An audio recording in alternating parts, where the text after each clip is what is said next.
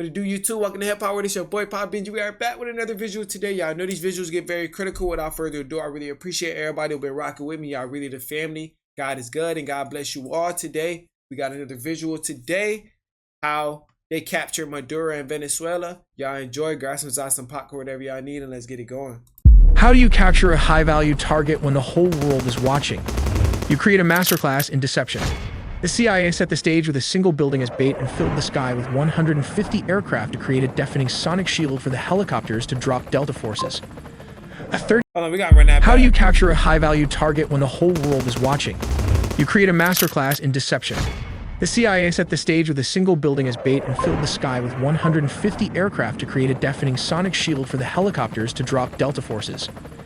F-35s lit up the perimeter, turning night into day. By the time the dust settled, the helicopters had already touched down and Maduro was gone. We'll also look at how the US uses the F-35 jets in its Navy to launch a large-scale attack, all in the video ahead. In the dead of night that is 2 in the morning, the lights went out in Caracas. By 5 a.m., the president of Venezuela was gone. But how US played in deception games. While the whole world were focused on the aircraft carriers in the Caribbean, a shadow war was being fought on the ground. This wasn't Call of Duty have many concepts for sure, I swear. an invasion. It's crazy. It was a surgical extraction. We finally have the declassified timeline of how US forces breached the heart of Caracas and extracted Nicolas Maduro. Let's start with step 1. The setup. This didn't happen overnight. For months, the US had been tightening a naval quarantine around Venezuela. The US Gerald R. Ford Carrier Strike Group and the US Iwo Jima Amphibious Ready Group were parked off the coast. The pretext was clear. The U.S. designated the Venezuelan government a narco-terrorist state, specifically targeting the drugs lords, but while the Navy squeezed the coast, intelligence assets were tracking one man. They waited for a specific window, a moment where Maduro was stationary and vulnerable. Step 2. The strike. It began at exactly 2 in the morning Venezuelan Standard Time. High above, several F-35 stealth You think they had like drones in the sky and shit to like surveillance the area as well? fighters punch a hole through the enemy lines, destabilizing their anti-air defenses. That's crazy. Like these Russian S-300 missiles located all over the strategic high-value target. With the skies cleared, the path opens for Delta Force helicopters to fly straight towards the mission. Here comes the deception as the helicopters flew. The jets started firing with more strikes as it hit Fort Tuna, the main military base and command center, and La Carlota Air Base, destabilizing Venezuelan air support. That's what I just said, bro. They just disabled they shit, bro. Like, why would, like, bro, you see how much advantage the US has over people, bro?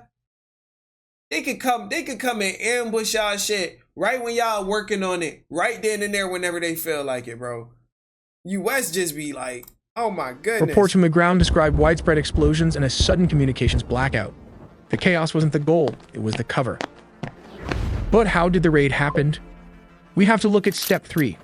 Under the cover of darkness and chaos, the Tier 1 operators went to work. But what is the exact unit tasked with the mission? It is the Delta Force, one of the most elite secretive special forces units in the US military. And Maduro is the president of Venezuela, correct? That's what they saying, right? Witnesses in Caracas reported low-flying aircraft skimming the rooftops, flying well below radar coverage. The team breached a secure compound believed to be a safe house within the massive Fort Tuna complex. Resistance from the Venezuelan Presidential Guard was swift but ultimately futile, as the helicopters lay cover fire. The operators moved with surgical speed, landing on multiple points. But how exactly the capture and extraction happened? For this, let's look at step 4.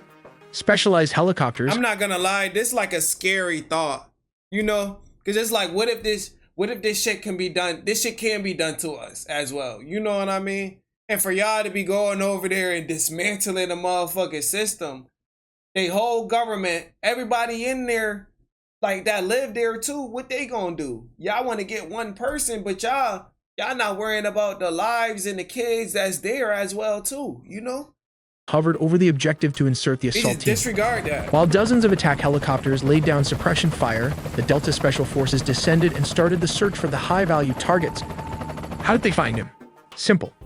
The CIA had planted spy inside Nicolas Maduro close circle.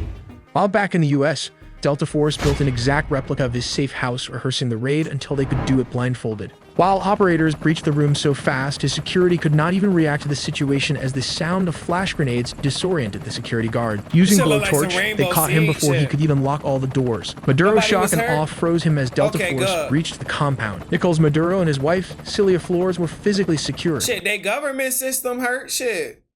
Took their air This wasn't a bases out, negotiation. shit. They were detained and immediately moved to the extraction point.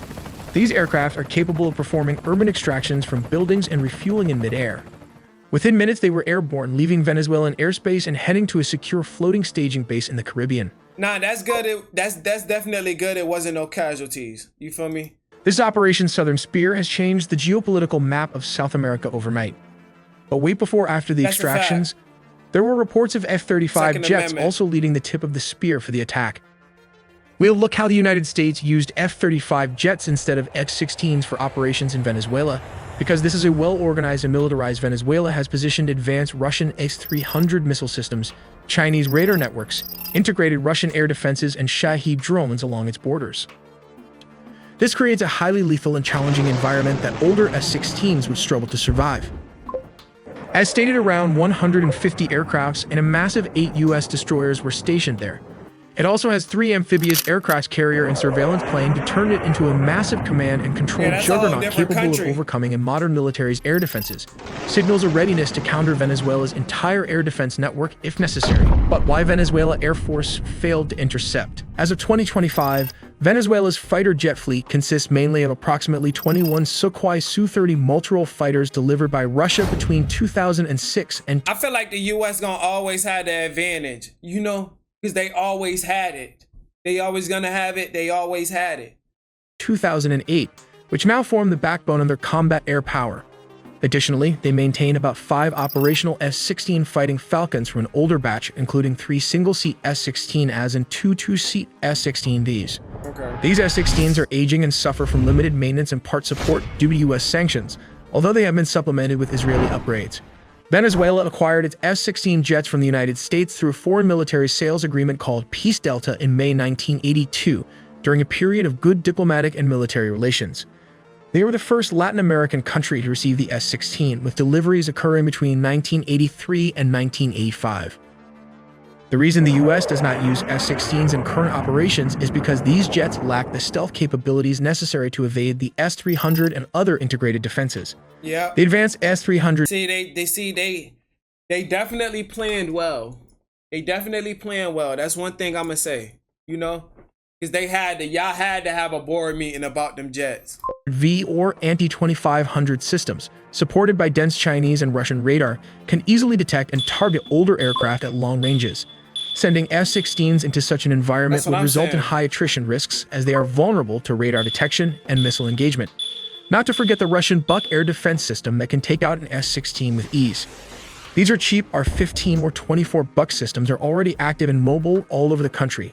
Additionally, S-16s are less effective in contested airspace saturated with drones, especially the Iranian Shahed drones used by Venezuela for reconnaissance and kamikaze strikes. Do y'all think they gave them F-16s for that particular purpose? So they'd be lacking in the stealth era, the stealth lane? Because that's what I'm thinking. The F-35, however, offers crucial advantages. Its stealth design enables it to fly undetected or with much lower risk, making it effective against advanced surface-to-air missiles and networked radar systems.